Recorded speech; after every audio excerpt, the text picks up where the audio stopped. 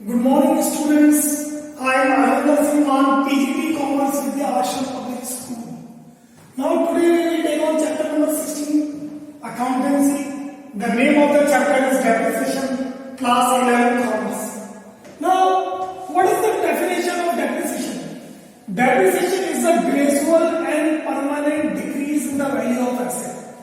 अगर संपत्ति के घिसने से, एक्सपायर हो जाने से, उसकी लीगल राइट खत्म हो जाने से, या एक्सीडेंट हो जाने से, या यूज होने से उसकी वैल्यू में कोई कमी आती है तो उस कमी को हम डेप्रिसिएशन बोलते हैं.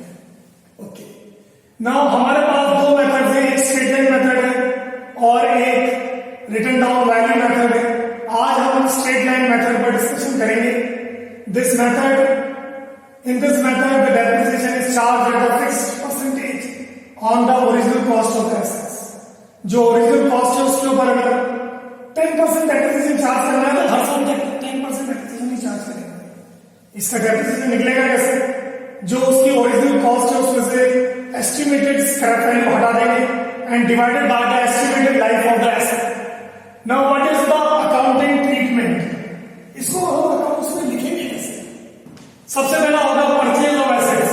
जब हम एसेट्स परचेज करेंगे तो एसेट अकाउंट याद बैंक और वेंडर, ये बेसिक एंट्रीज हमें जर्नल में मिक्स की हुई है.